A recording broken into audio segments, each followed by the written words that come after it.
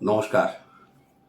অনেক মানুষেরই দেখছি যে অনেক খরচপাতি করেও রত্ন ধারণ করে কিছু ফল লাভ হচ্ছে না। কিছু কিছু ক্ষেত্রে দেখা যাচ্ছে রত্নগুলো যে গ্রহের অনুযায়ী দেওয়া উচিত দেওয়াও হয়েছে, কিন্তু তা সত্ত্বেও তারা কিন্তু আবার ঘুরে ফিরে আমাদের কাছে এসছে। আমরা দীর্ঘদিন এগুলো নিয়ে কিন্তু চর্চা করেছি যে 3টে 4টে রত্ন যারা দিচ্ছেন অবশ্য তারা বলতে পারবেন কারণ কি। কেননা আমরা যখন আমাদের দৃষ্টিভঙ্গি দিয়ে জিনিসগুলোকে অ্যানালাইজ করলাম, তো আমরা তো দেখতেই পেলাম গ্রহদের দুটি পৃথক গ্রুপ, শনি বুধ শুক্র, রবি চন্দ্র মঙ্গল বৃহস্পতি একদিকে। তো এই দিকের রত্ন নিয়ে আপনি ওই দিকেও দিতে পারেন না, ওই দিকের রত্ন নিয়ে এদিকে দিতে পারেন না, বিশেষ কিছু ক্ষেত্র ছাড়া।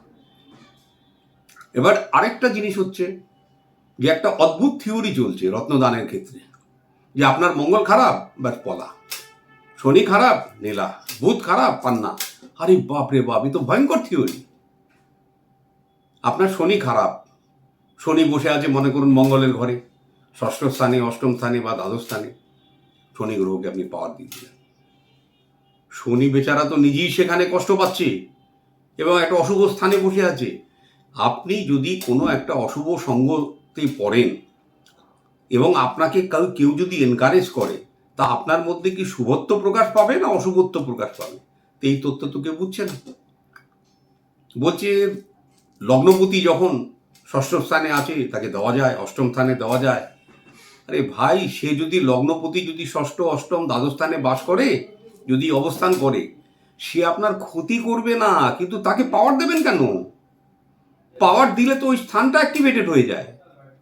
তো এইখানে কিন্তু ভুল ভ্রান্তিগুলো আসলে বুঝতে পারছেন না এরা। মনে করুন আপনার মেষ লগ্ন, এবার মেষ লগ্ন আপনার অষ্টমপতিও মঙ্গল। এবারে কথা হচ্ছে, আপনি যদি মনে করুন অষ্টম স্থানে মঙ্গল থাকে, তা আপনি কি বলা দেবেন? এ কি অদ্ভুত থিওরি! একে তো সে মাঙ্গলিক, সেখানে মঙ্গলের উগ্রতা বেশি, সেখানে আপনি পলা দিয়ে দেবেন। অনেক স্থানেই এই তথ্যগুলো দেখতে পাচ্ছি যে রবি খারাপ চুনি, এই খারাপ এই খারাপ হলেই তার রত্ন হয় না। দেখুন রত্নটা কোন স্থানে দেওয়া হয় আজকে আমি একটু ক্লিয়ার করে দিচ্ছি। আপনার মনে করুন 3টি শুভ গ্রহ থাকে, মনে করুন তারা শনি বুধ শুক্র, মনে করুন শুভ।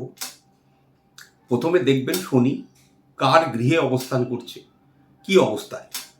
যদি তার মধ্যে শুভত্ব থাকে তখনই আপনি রত্ন দেবেন। সে যদি অশুভ স্থানে বসে থাকে এবং সে যদি কোনো মারক স্থানে বসে থাকে, তাকে আপনি রত্ন দেবেন? সে তো বিরূপ ক্রিয়া করবে। তখন একেই তো সে নিজের কষ্টে সামলাতে পারছে না, তার মধ্যে তার উপর রত্ন। তা আমাদের কাছে অপশন তো আছে, আমরা তো সেই স্থানে রুদ্রাক্ষ দিয়ে থাকি।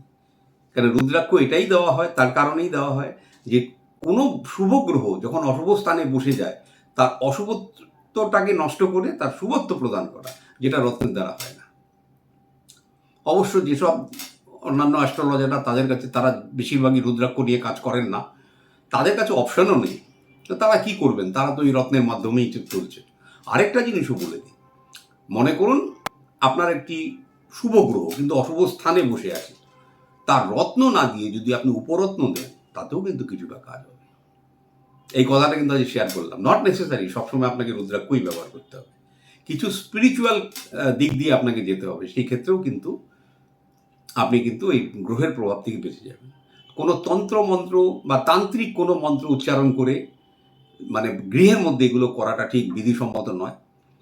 তার জন্য কোনো তান্ত্রিক মন্ত্র আমরা কোনো সাপোর্ট করি না, বা তার বিরূপ প্রভাব হয়। অনেককেই দেখেছি তন্ত্রক্রিয়া করতে গিয়ে তার একটা রিভার্স এনার্জি তার জীবনে কিন্তু সর্বনাশ করে দিয়েছে, এরকম বহু লোক আছে। এবং তার কেতুর অবস্থান দেখিয়ে, তার অন্যান্য গ্রহের অবস্থান দেখে আমরা কিন্তু বুঝতে পারছি।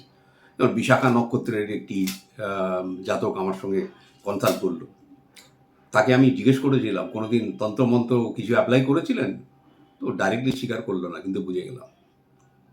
তো যাই হোক, রত্ন ধারণ খুব সংযত, বুঝে সুঝে, মানে একটির বেশি চেষ্টা করবেন না। কেন আপনার কিন্তু শুভ গ্রহ যেটা যোগকারী, সেই যোগকারী গ্রহ একটাই হয়। বাকিরা হয়তো আপনার শুভ কিন্তু অশুভ স্থানে থাকতে পারে। এবার যোগকারী গ্রহটাকেও যদি আপনি শুভ স্থানে না পান, তাকেও তো দিতে পারবেন না। তখন তার একমাত্র রাস্তা আছে কিন্তু রুদ্রাক্ষ। তাই রত্ন ধারণে বিশেষ সতর্কতা, আবার বলছি বিশেষ সতর্কতা। আদারওয়াইজ কিন্তু সমস্যা আপনার জন্য অপেক্ষা করবে।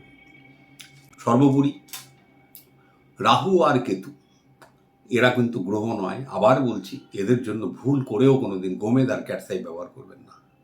যে যা বলছে বলুন। এবারে যারা মনে করুন ব্যবহার করেছে তারা কিভাবে নিজের জীবনে বিপর্যস্ত হয়েছে, কিভাবে ঠকেছে, সব আমরা দেখেছি। তো জোর মানে করে যে হ্যাঁ আমি জানি, আমি দীর্ঘদিন করছি, তার কারো কিছু হয়নি, আপনি অন্যের ঘাড়ে চাপিয়ে দেবেন না দয়া করে। কারণ রাহু কেতু যেহেতু গ্রহ নয়, তার কোনো রেমেডি কিন্তু স্টোন দিয়ে হয় না। তাদেরকে কিন্তু আধ্যাত্মিকভাবে বা রুদ্রাক্ষ কারেকশন করে তাদেরকে ঠিক করতে হয়। তারা নোটস, অত নোটসের কোনো রেমেডি রত্ন দিয়ে নয়। নমস্কার, সবাই ভালো থাকবেন।